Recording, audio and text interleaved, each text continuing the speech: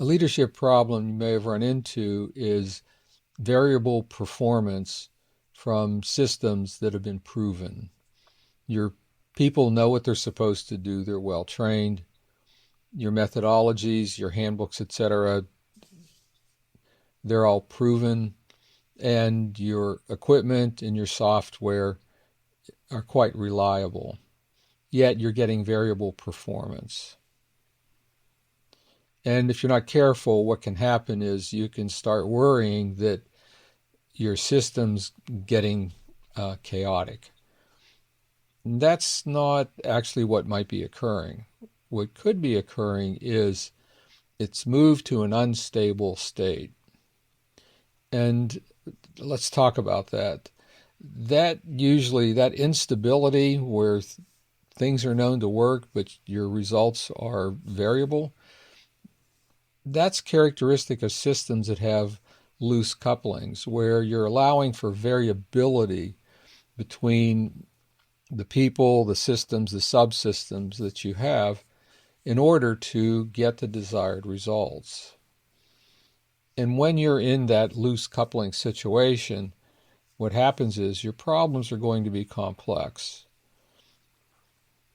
And if the connectivity is loose enough, then you could end up with wicked problems. And one of the main characteristics of wicked problems is they don't get closed. The planning ahead for exactly what you're going to get so that you can set it and forget it regarding your systems, no, I can't do that. And instead, what's needed is your team members need to practice what's called situational sense making.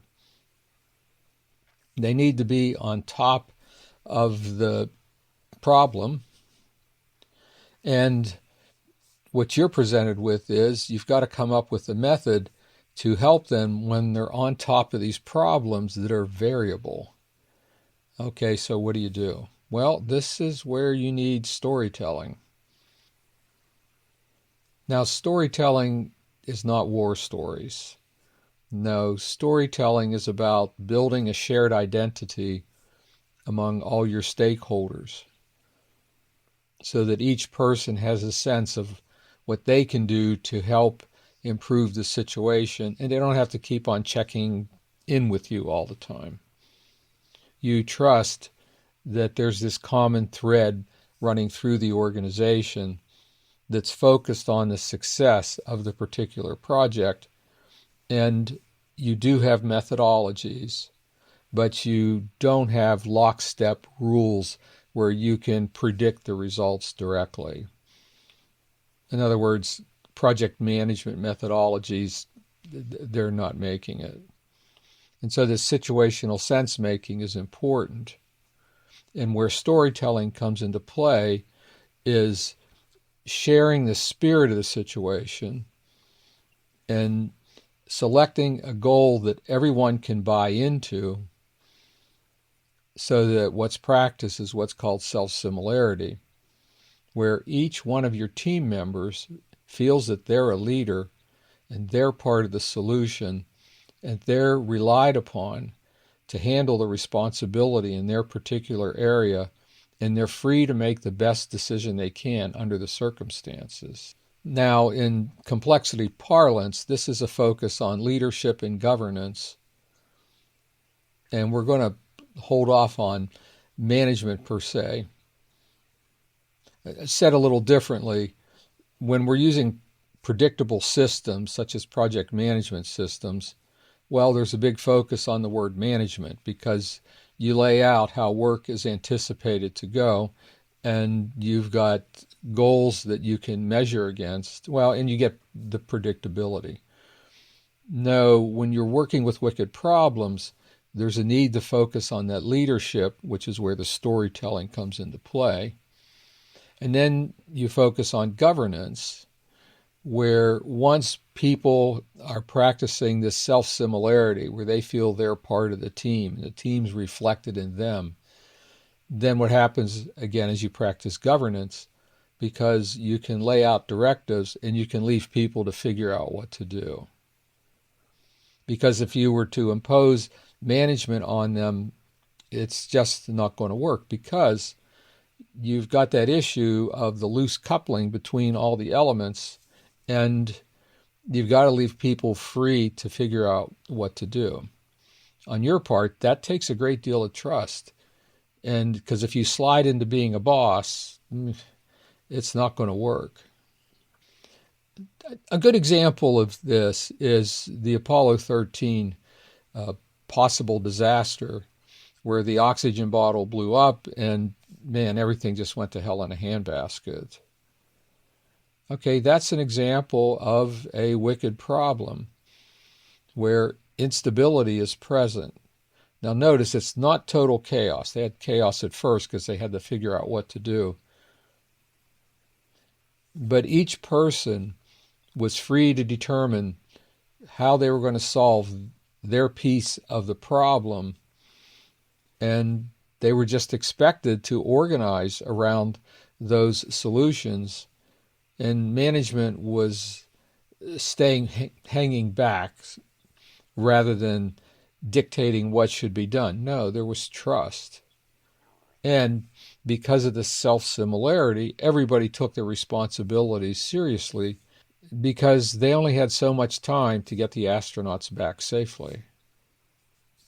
So your job becomes one of coherence, watching the team to see that people are working together and challenging each other appropriately, as well as supporting each other as they're finding their way through this problem, so that eventually they can manage the problem and implement the solution. But the management part is down the line.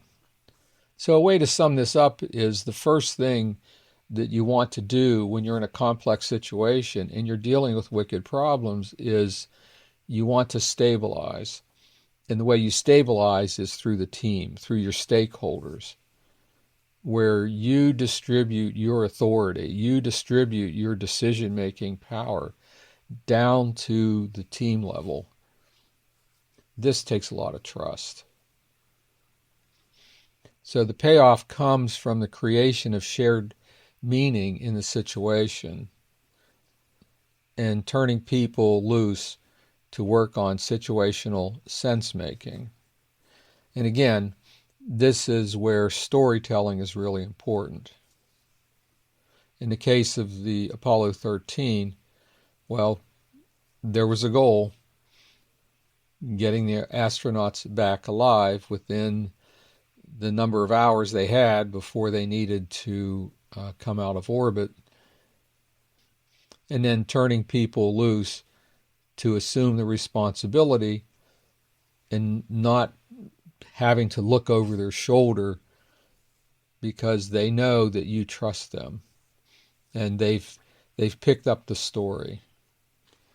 In the next video, we'll go deeper into leadership, governance, and management to figure out how you can rebalance your system based on sense-making and avoid having everything tear itself apart, because you are distributing decision-making to your individual team members and stakeholders, so that you're left with the issue of, how do I leave them free enough so that they can do their work, but at the same time, their behavior is cohesive enough that we actually manage that wicked problem and we get the desired results.